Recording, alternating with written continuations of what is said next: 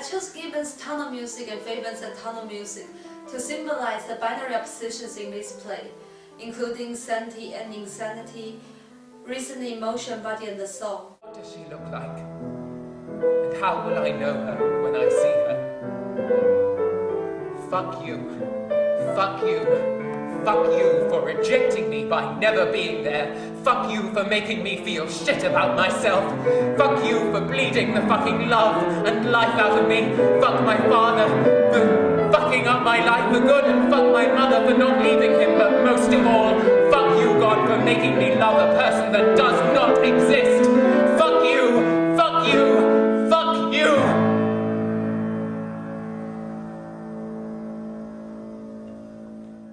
What we really wanted to do with this production was to get back to the roots of what Kane wanted to convey in the play.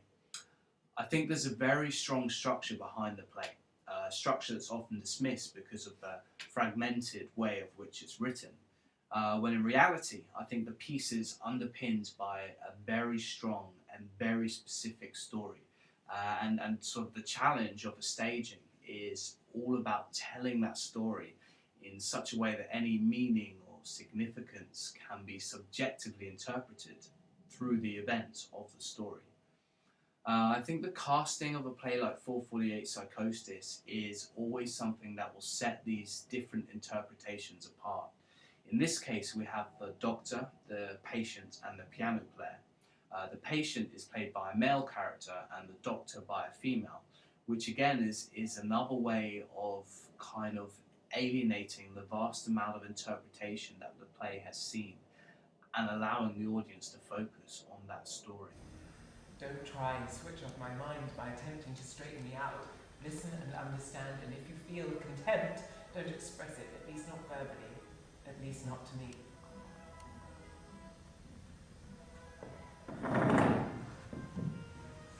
I don't feel contempt. No. No. It's not your fault. It's not your fault. That's all I ever hear. It's not your fault. It's an illness. It's not your fault. You've told me that so many times, I'm beginning to think it is my fault. It's not your fault. I know! But you allow it!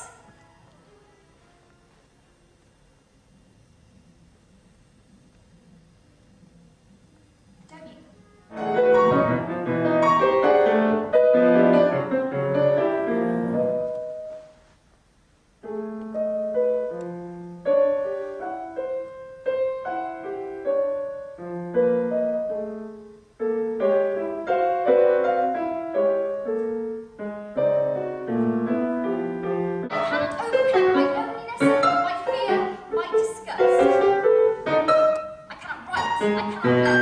I'm terrified of medication. I cannot make love. I cannot flow.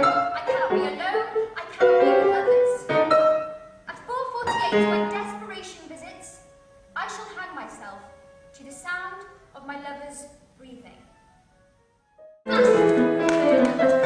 Morning brings defeat.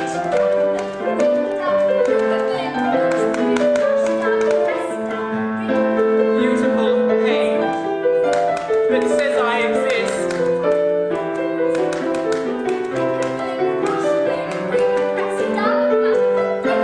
And a saner life tomorrow.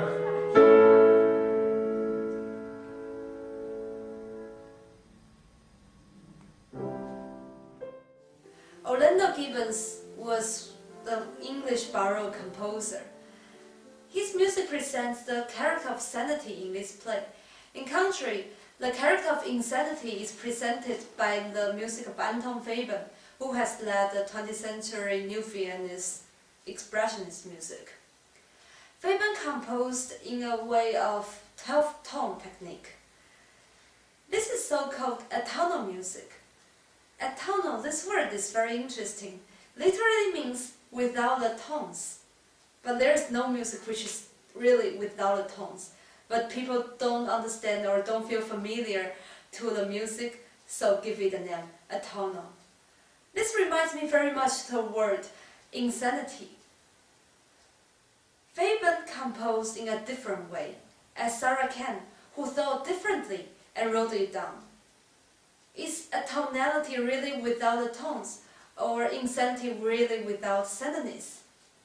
By the strong expressive sound played in this performance, the boundary between sanity and insanity are blurred. I also designed the music in an independent narrative line. I structure it with a harmonic and programming relationship responding to this play. The music, therefore, speaks the other language for 4.48 Psychosis. Where do I start? How do I stop? How do I stop? How do I stop? How do I stop? How do I stop? How do I stop? How do I stop? How do I stop? How do I stop? How do I stop?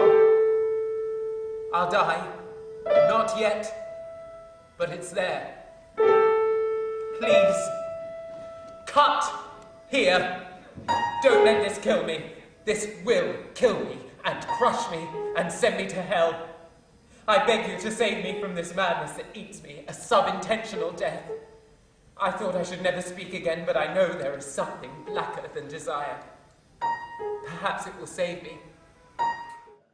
What I found most interesting about how it is sort of how Kane unravels her characters. The patient sort of goes on this line of almost ascension, which is hidden by her apparent collapse into illness, whilst the doctor goes through a journey of descension. And it's these opposing journeys that our perception of illness and depression and even sanity itself is completely challenged. Behind it all, of course, is the piano player, who is a character in this play.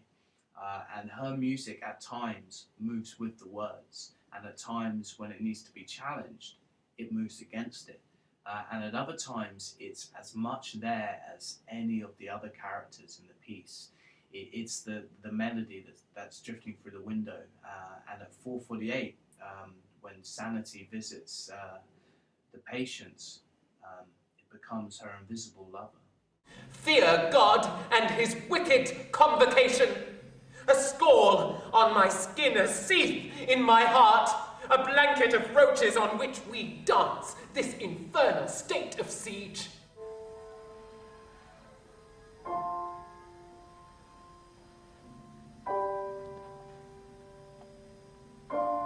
At 4.48, when sanity visits, for 1 hour and 12 minutes I am in my right mind.